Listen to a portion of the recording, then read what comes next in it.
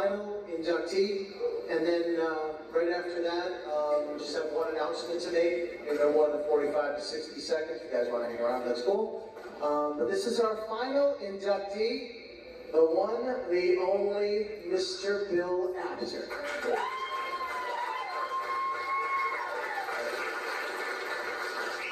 So first, I would like to bring to the stage Mr. Mike Kaufman.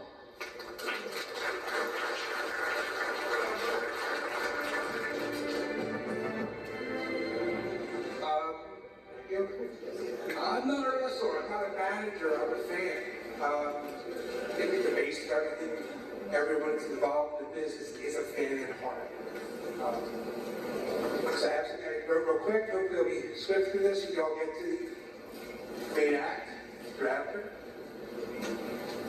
In 1983, my father reluctantly broke down after I badgered him multiple times to see a pro wrestling show in Philadelphia. See a live event. I was excited. I got to see all the stars that I saw on television, that I saw in the magazines. It was amazing. I was in heaven. My father didn't really care, but he knew I was happy. He knew it was something that I loved. So he graciously took me that one time. Never forgot it. And the only thing I could do was, at this point, since my father's not going to take any other shows, too young to go buy a ticket myself, I could watch wrestling in Philadelphia every Saturday on 2 local stations. If I was lucky, I'd go to a friend's house to catch that show at 6:05 on the Superstation. Other than that, the only option I had besides watching on television was reading the magazines. So I get whatever money I could possibly scrounge up, sweeping floors, taking out trash, walking dogs, to go to the local corner store and see what we now lovingly know as the Apter mags. I would peruse them and say, okay, this has got the best articles, this has got the best pictures, and I'd pony up my $1.25, and I'd go home and I would sit there reading the magazines over and over again. And as I was going through, there was one common piece. There was a name that I kept seeing popping up, and his name was Bill Apter. 2 years later, the business exploded, and everyone was talking about pro wrestling. I managed to convince someone to hire me to work at a convention I couldn't afford. It was Wrestling Union 2. And a gentleman that you probably all heard of, Steve Carino, was kind enough to introduce me to Bill Apter. He walks up and he says, hello, good to meet you, I'm Bill Apter. I said, Mr. Apter, sir, it's a pleasure. He stopped me and said, call me Bill. My father was Mr. Apter. So throughout the years in Philadelphia and the surrounding area, I would go to shows, I would work some promotions, and I would always see Bill. He would always be taking some pictures or just having a good old time. And that face, that smile, his personality, I would always look forward to seeing Bill at the shows. Interacting with him was great because I always knew I'd get a Bill joke. For those who don't know, these are jokes that are actually joked about Hawaii or Hawaii. I'm pretty sure Bill will tell that one later on. These are what we call dad jokes now. You know, they're funny, they're goofy, they're never rude or impolite. And from being with Bill and hanging out with him, I quickly learned, if you were friends with Bill and you said you're friends with Bill, people would give you this positive nod, as in, it's someone who's respected, someone who's appreciated, dare I would say, admired for all his contributions throughout the years. And if Bill would introduce you to someone else and say, this is my friend, it's the greatest feeling in the world, because it's acceptance from a man, as I said, who's admired and respected in the world of pro wrestling. I'm not going to tell you any more about Bill's 40-plus year journey in pro wrestling or his amazing book, which is on sale. I'll let Bill do that himself at some point. Today, tomorrow, as the convention, you will get to enjoy the charm, the wisdom, the warmth, maybe a song. And at the root of it all is love for the business. I mean, that's why we're all here. We have a love for this profession of pro wrestling, this sport. And in a business of tough guys, bad attitudes, people trying to hustle and make a dollar, I've never heard anyone bad mouth Bill. Personally, I've never heard anyone do that. They'll talk smack of another guy, their personal grievances, say something to put themselves over at the expense of someone else. I've never heard that about Bill. I've never heard a bad word, except for his jokes. Those big jokes are not his bad jokes. But you did come to hear me, actually. You came to hear from Bill. So to actually finally got Bill tonight to close this sucker out so we can all go home, as it were,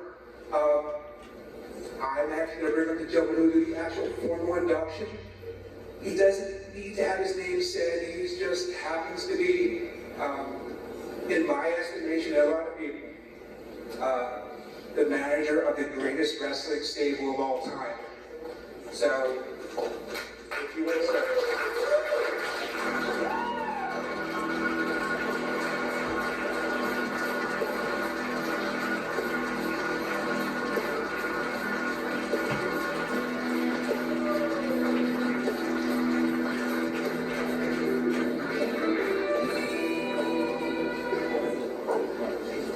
Thank you very much. And I know the evening is running late, and I don't want to keep you here any longer, but I have to.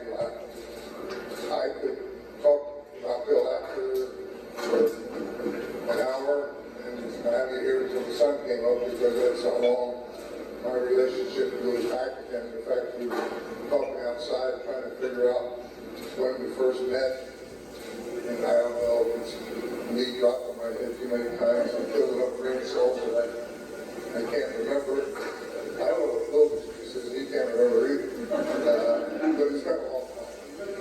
And his impact on our industry goes back really before the internet, before cable television.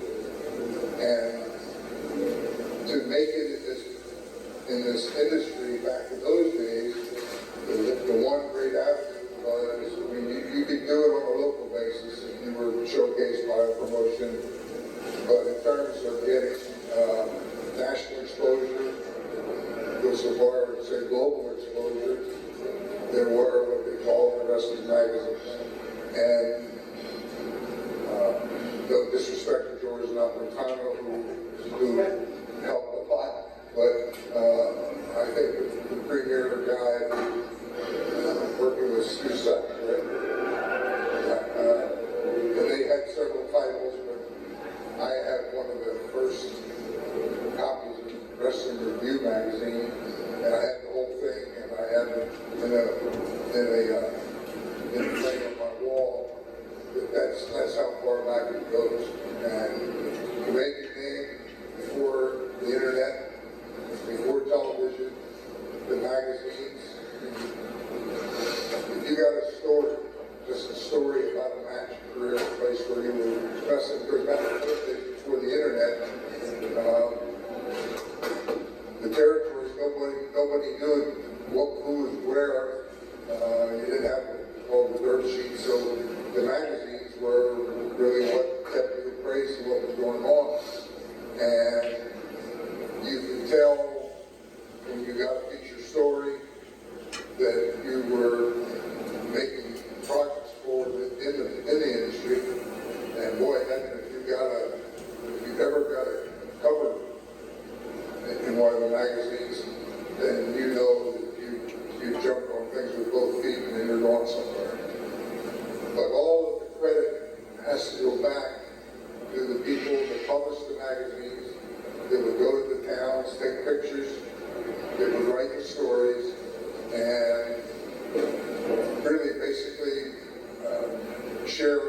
our individual story that helped develop our career. And the premier person who was the one that had the greatest impact on me personally was Bill Apter. And he was very gifted at what he could do. And sometimes he would write stories where it would be ghostwritten by someone like I wrote the story. You know, if I was having a feud with somebody and they'd write the story on, trashing the other guy that wasn't there, they had great people that would ghostwrite the stories much better than I could tell them. And I remember as breaking into the business that when the magazine published date was and when it did the newsstand. And I remember, going down to the newsstand and waiting for the delivery to come that day and to watch that. Because the first couple of copies went in the slot and I would be one of the first to buy it. I would read it cover to cover until all the pages were. So it's not just paying lip service to somebody who's here today. Bill Apter and George Napolitano and their publications really, really, really had an impact on developing careers and me in particular. So it is with great pride that I am going to induct Bill Apter into the New England Pro Wrestling Hall of Fame class of 2019.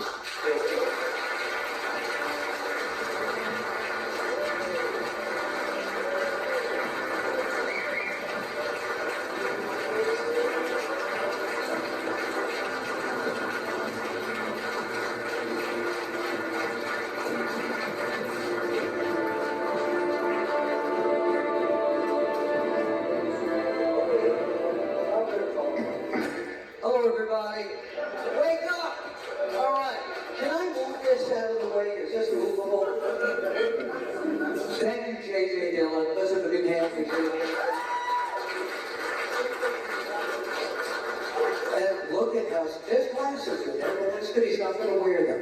He's going to drink them. Let's have a big hand for the stage crew. They've been here all night. And my dear friend, Michael Kaufman, thank you so much for schlepping, as we say, all the way from Philadelphia. You finally met my wife, Andrea. It's about time, right? Yeah. Wait, what is that? Talk to her lip because I can't imagine how she's kept you around. Neither can I. J.J. Dillon, everybody.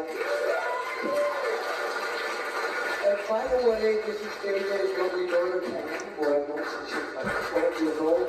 And my other friend who's come here from a million miles, George, and his family.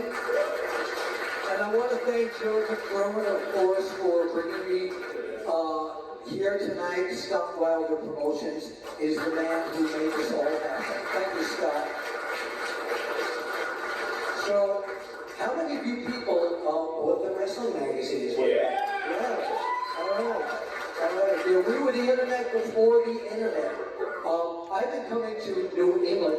Do you mind if I put this in for a moment? Sir? I've been coming to New England since a guy named Abe Ford promoted here. You guys remember Abe Ford at all? JJ does. And then back to the days of Tony Rumble. Yeah. And the Tasmaniac.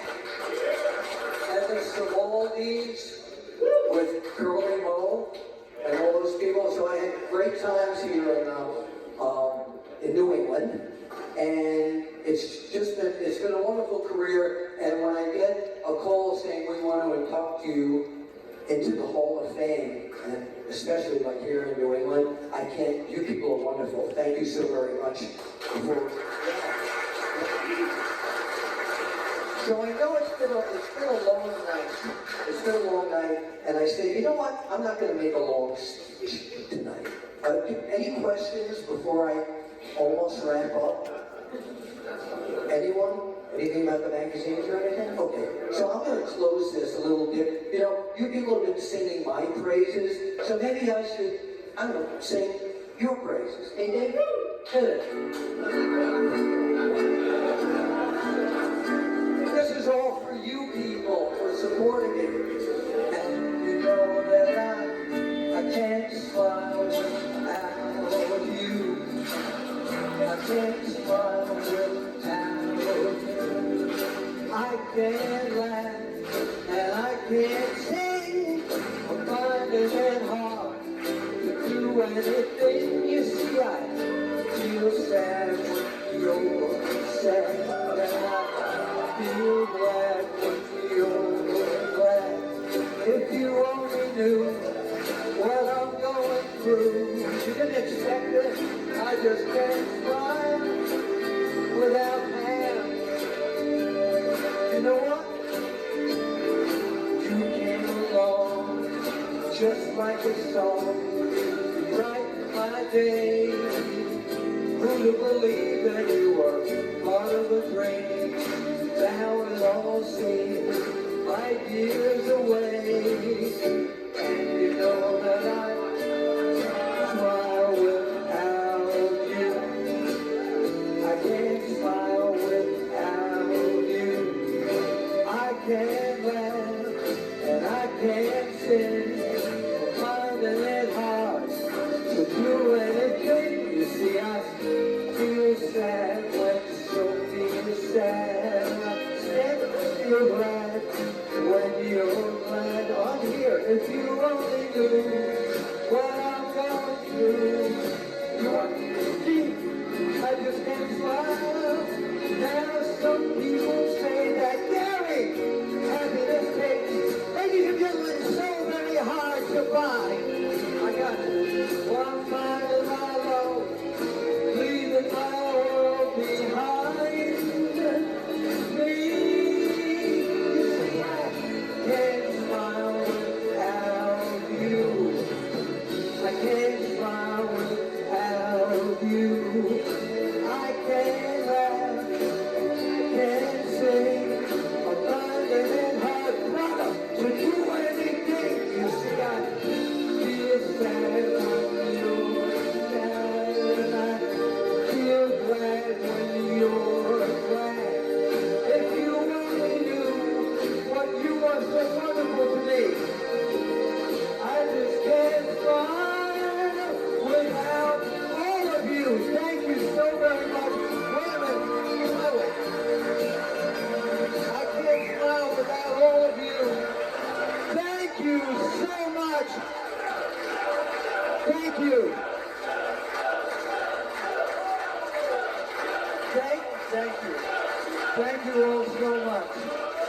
And the dance floor is open. No, so thank you so much, and hopefully we will see you at the comedy night. I'm going to do a few minutes of the comedy night and introduce Greg Valentine. He's funny, and Tom is up as well. So thank you all for coming here to this wonderful induction ceremony. Scott Wilder, Joe Bruen, thank you so very much.